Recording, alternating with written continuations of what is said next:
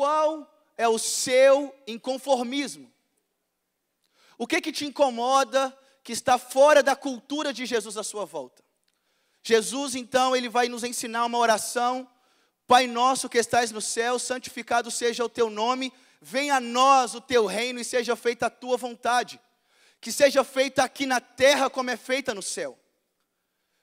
E o que nós queremos promover aqui na terra e que a gente tem visto que não está acontecendo? O que está acontecendo aos nossos olhos? O que você tem escutado? O que os seus olhos têm enxergado? Por onde você tem andado que você fala, isso não é algo do reino de Deus. Isso não é algo que está ligado à cultura do reino de Jesus. E Paulo vai dizer também, lá em Romanos, que o reino de Deus não é comida nem bebida, mas é justiça, paz e alegria no Espírito Santo. Então nós como cidadãos dos céus, nós como embaixadores do reino de Deus, nós queremos promover o reino aqui na terra. Nós queremos levar essa justiça. Então eu queria que você pudesse aí de cara, já puder escrever. Talvez o seu inconformismo seja com usuários de drogas. Eu estou aqui com uma camisa de uma mobilização, de uma campanha que nós temos no Inconformados, contra o crack. Que nós fizemos essa camisa, larga a pedra e vem para a rocha. Porque nós queremos profetizar o reino. E nós acreditamos que quando a gente chega num lugar, o evangelho, ele leva a transformação, irmãos. Jesus é essa igreja. Jesus, aonde ele vai, ele leva alegria. Ele chegou para a vida de um homem que era cego e um mendigo. Em Lucas 18:35, ele estava à margem do caminho. Então aquele homem estava à margem, Jesus está andando, aquele homem grita, socorro! Filho de Davi, tem compaixão de mim. E esse é o grito que o mundo aí fora está dizendo. Esse é o grito que esses jovens que estão nas baladas, esses jovens que estão se perdendo nas drogas, esse é o grito. Essa época que a gente está vivendo, irmãos, essa época que nós vivemos, é a época na história do mundo, de todos os tempos, aonde existe o maior número de jovens em todo o planeta. O maior número de jovens nós estamos vivendo esse momento na história. Esse momento na história é um momento onde tem mais jovens vivendo, mas também é um número onde tem mais jovens morrendo. E que nós possamos ser inconformados com tudo isso. Porque Jesus, ele foi o maior inconformado de todos os tempos, porque ele deixou os céus e ele veio até a nós nos encontrar. Amém? Então eu queria que você pudesse escrever aí o que te incomoda, o que você tem enxergado. Talvez seja idosos sendo maltratados, talvez são crianças sendo abusadas sexualmente, talvez o seu inconformismo é com mulheres com depressão, talvez o seu inconformismo é com jovens que têm se perdido nas universidades, tantos lugares. O que te incomoda? O que você como cristão, e se você é amigo de Jesus, se você é apaixonado por Jesus, se você ama as coisas que Jesus ama, irmãos, então você vai odiar alguma coisa. Se você ama alguma coisa, você tem que odiar outra. Amém? Estão escrevendo? Glória a Deus. E que isso venha queimar o seu coração. Eu queria, quando vocês estão escrevendo, eu queria só colocar aqui, o meu inconformismo é as favelas, e o seu contexto espiritual e social. O Senhor me deu um desafio. Há alguns anos atrás, eu comecei a trabalhar, com 15 anos eu comecei a ir para a rua, trabalhar com moradores de rua. E até então, eu lembro que quando eu era criança, eu lembro que uma vez eu fui na favela aqui perto, no Cafezal, no Serra, e eu lembro que meu pai era um traficante de drogas. Então meu pai, ele ia ali para pegar drogas, e meu pai me levou criança para uma favela. E eu lembro que quando eu cheguei naquele lugar, eu criança, eu vi que na rua de cima, eu vi um tanto de crianças e tal andando na rua pelada, eu vi sujo, eu vi um tanto de coisa errada numa rua de cima. E aí eu lembro que eu desci a pé com meu pai, quando eu fui para a rua de baixo desse bairro, eu vi só mansão, eu vi só prédio louco, e eu vi um contexto, uma desigualdade de uma rua para outra. E eu criança, eu falei, pai, por que na rua de cima está tudo errado e na rua de baixo está tudo certinho? E meu pai não soube me responder. E ali começou então a minha indignação de ver a desigualdade social, de ver o preconceito que existe, de ver a falta de oportunidade e de ver muitas vezes o contexto espiritual dentro dessas comunidades. E o Senhor então começou a trazer causas no meu coração. O Senhor então começou a chorar através de mim. Toda vez que eu comecei a ver situações de crianças sendo abusadas lá na favela, eu comecei a chorar, eu orava. Eu nunca fui abusado, mas eu chorava porque eu vi que Jesus estava chorando por aquela causa. Eu comecei a ver usuários de crack, eu comecei a ver mães em depressão por causa dos seus filhos. Pode sentar, irmãos, desculpa. E eu comecei a ver irmãos brigando um com o outro, e essas coisas começaram a trazer indignação no meu coração. E eu comecei a perceber que Jesus, o choro era dele. Eu comecei a perceber que era Jesus que estava dizendo para mim: ei, Tiago, eu quero ser o seu amigo. E o amigo conta para ele as coisas que ele quer fazer, como diz em João 15. Eu não te chamo servo, mas eu te chamo de amigo. E Jesus, ele quer contar para nós o que ele quer fazer aqui na terra. Jesus, ele quer contar para nós os seus segredos. Jesus, ele quer contar para nós o que traz indignação ao seu coração, irmãos. E nós queremos andar nessa loucura com ele. Queremos ser apaixonados por aquilo que Jesus é apaixonado. Jesus disse: eu vou fazer aqui na terra o que eu vi meu Pai fazer no céu. E nós podemos dizer: eu vou fazer aqui na terra, onde eu colocar os meus pés, o que eu vi Jesus fazer em mim. Porque nós somos testemunhas. Amém? E aí, irmãos, eu comecei a pesquisar, eu comecei a ver que todos os ministérios da Bíblia começou de um inconformismo. Eu queria ressaltar alguns da Bíblia e outros que não são. E aqui está o evangelho somente aos judeus. Existia um homem que foi levantado, e esse homem então ficou indignado porque ele viu o evangelho sendo pregado apenas para os judeus, mas ele disse: não, Deus me trouxe uma mensagem para pregar o evangelho aos gentios. Quem é esse homem? E Paulo levantou essa bandeira, essa causa, para que pudesse o evangelho chegar até nós, eu e você. E ele começou a ir a tantos lugares a anunciar o evangelho. Mas também existe um povo hebreu que foi escravizado pelos egípcios. E esse homem chegou a matar um cara quando ele viu aquele egípcio batendo num hebreu. E ele então ficou indignado, irmãos. E Deus, ele foi para o deserto, mas Deus pegou esse homem e falou: eu gostei desse cara porque esse cara é meu. E Deus usou ele, que é Moisés. O povo de Israel escravizado pelos midianitas. Gideão, um jovem, ele faz uma pergunta: Senhor, como que você pode ser? O anjo chega para ele, ele diz: como?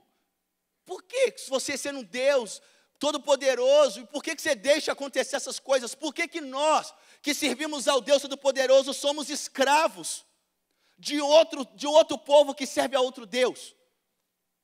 E Deus então usa esse jovem e chama 300 pessoas para estar com ele, para ele poder liderar um exército, e ele vence os midianitas. Mas também nós podemos ver ali também a segregação racial nos Estados Unidos. Um cara que eu sou fã dele, um pastor da igreja batista, Martin Luther King. Então esse homem, ele começa a ir para as ruas, para as manifestações, e ele começa a ensinar um grupo de jovens, e eles vão para a rua com a mensagem, irmãos, de poder levar paz. E aí esse cara começa a pregar nos seus discursos, dizendo que Deus, ele ama todos. Ele ama o branco, ele ama o amarelo, ele ama o negro, ele ama todas as pessoas. E esse homem profetizou algo, e depois de alguns anos, um presidente negro, que foi Barack Obama. Mas também existe também o Mandela, o Madiba. E esse homem que morreu agora, tem pouco tempo, estava indignado e inconformado com o apartheid ali na África do Sul. E ele começou, os seus olhos penetraram naquelas situações, e aquilo trouxe indignação para aquele homem. E aquele homem começou a lutar, e ele começou a estudar, e ele começou a se preparar, e ele foi preso por causa da causa que ele estava levantando. Ele estava doando a sua vida por essa causa. E ali então ele fica muitos anos preso, é liberto. Um ano depois ele se torna presidente da África do Sul, ganha o Prêmio Nobel da Paz. E esse homem busca promover a justiça. Eu li uma biografia dele, onde o carcereiro escreve ali a história de como aquele homem era um servo dentro da prisão. Ele acreditava na visão que ele estava doando. Crianças abandonadas nas ruas da Inglaterra no século XIX. existia um homem chamado George Miller. E esse homem, então, ele andava nas ruas e ele começou a ver muitas crianças abandonadas na Inglaterra por causa que estava tendo uma crise muito grande, e ele vendo as crianças ali abandonadas. E esse homem, então, levanta um orfanato, e ele não tinha dinheiro nenhum. E durante a sua vida inteira, o Senhor foi trazendo, chegava dias que eles não tinham o que comer naquele orfanato, 2.000 crianças. E chegava que um caminhão de leite quebrava na porta do orfanato. Todo dia havia o sustento do Senhor para aquele orfanato. E eles conseguiram levantar um orfanato gigante no meio da crise da Inglaterra. Um homem inconformado de ver crianças abusadas. Mas também a gente pode ver aqui, venda de indulgências e religiosidade no século XVI, Martinho Lutero. E esse homem tão indignado com isso, é um homem que escreve as 95 teses e prega ali em frente à igreja. E ele traz essa indignação no seu coração. E ali então começa um momento da reforma protestante. Mas também existe também as viúvas que foram tráfico de escravos e a escravidão na Inglaterra no século XIX. E um homem chamado William Wilberforce, que tinha um chamado, foi fazer seminário, mas esse homem simplesmente, irmãos, ele deixa aquele ministério e ele vai ser um político. E na política ele luta por 23 anos para que pudesse acabar com a escravidão na Inglaterra. E esse homem lidera um movimento. Ele era um dos discípulos. Ele era um dos filhos assim de geracionais de John Wesley. E esse homem então lidera um movimento onde a princesa Isabel, anos depois, assina a Lei Áurea. Esse homem, no dia que eles conseguem no parlamento a votação para a liberação dos escravos, poucos dias depois ele morre. Ele não chegou a nem ver o resultado de ver pessoas. Isso, mas ele morreu, ele lutou por essa causa. Mas também nós podemos ver as viúvas mortas queimadas na Índia, segundo a lei do país. William Carey, esse homem ali lutou para que não pudesse essas viúvas morrerem. E ele começou a trazer escola para educar as mulheres, para que essas mulheres pudessem desenvolver na sua vida. Gangues de jovens assassinos e drogados em Nova York, em 1960. Levantou um homem chamado David Wilkerson. Me deu um branco aqui agora. E aí o David Wilkerson então começou um projeto chamado Desafio Jovem para trabalhar com drogados. E aí ele começou então a lutar por esses jovens, irmãos. E um desses liderados dele era Nick Cruz, que era o líder da gangue dos Mau Maus. E esse jovem então é levantado e faz a diferença. E ele consegue levantar uma igreja na Times Square e começa a trazer uma revolução naquele lugar. O nazismo de Hitler e seus ideais. Existia um homem no meio do nazismo alemão, inconformado com tudo isso, e começa a lutar, e começa a trazer a ideia do evangelho para que não se perca, Dietrich Bonhoeffer. E ele começa a lutar por essa causa. E qual é a causa da sua vida? Qual é o seu inconformismo, irmãos? E qual é o preço que nós temos que pagar? Qual é a luta que eu e você temos que fazer? Nós, como líderes nos dias de hoje, vocês que são líderes, eu acho que nós temos ficado muito passivos. Existe uma palavra de Luther King que diz: o que me incomoda não é o grito dos maus, o que me incomoda não é o povo aí fazendo tanta maldade, não é o movimento do LGBT fazendo esse alarme todo, não é a corrupção gritando do jeito que está, porque eles estão mortos espiritualmente, irmãos. E quem é morto, a gente não pode esperar nada de quem está morto. A gente não pode esperar nada, porque o que está com eles é uma vida totalmente condicionada ao pecado, os valores do mundo, e eles não conhecem outra verdade. Mas eu e você conhecemos o bom da vida. Eu e você conhecemos a realidade do evangelho que mudou a minha vida e mudou a sua. Eu e você conhecemos esse Jesus que mudou a nossa história. E que nós temos que ser apaixonados por Ele. E quando nós somos apaixonados por Jesus, nós estamos preocupados e interessados em dizer: Jesus, o que está te incomodando nos nossos dias de hoje? O que está no seu coração que o Senhor está orando, está buscando e está trazendo para a igreja para que a gente venha lutar? E Deus está entregando mensagens para cada um de nós aqui. Deus está entregando projetos aqui para nós, irmãos. Porque na unidade existe uma glória.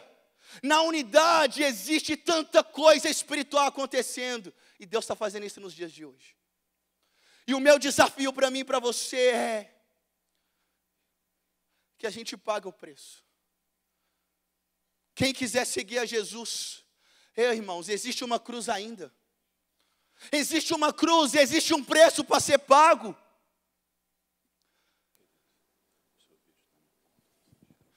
Crianças abusadas. Jovens presos nas drogas. Só em Belo Horizonte se consome 60 toneladas de crack por ano. Mães que estão em depressão, e muitas delas são mulheres que oram muito pelos seus filhos. Jovens, a palavra de Deus, essa seja aquilo que venha nos guiar, irmãos. Vocês sois fortes, não por causa de vocês, não por causa de nós mesmos, mas nós somos fortes porque existe uma palavra que permanece em nós. E Jesus, ele disse isso para Pedro, quando Pedro disse: tu és o Cristo. E quando nós reconhecemos quem é Jesus, a palavra desse Jesus para nós é: então sobre esta pedra edificarei a minha igreja, e as portas do inferno não prevalecerão contra ela. Nós como igreja precisamos atacar a injustiça. Nós como igreja precisamos atacar a imoralidade sexual no nosso bairro. Nós como igreja precisamos atacar as portas do inferno, irmãos. Então que nós paguemos o preço por isso. Isso que você escreveu aí. Comece a orar. Comece a orar por isso aí, que Deus, assim como David Wilkerson falava, que Deus te dê um batismo de angústia, que Deus te dê lágrimas, que Deus te dê choro, dor, e que a dor que está no coração de Jesus esteja também conosco, e que nós venhamos lutar essa causa todos os dias. Que Deus abençoe vocês, seja inconformado, e é de Deus, amém?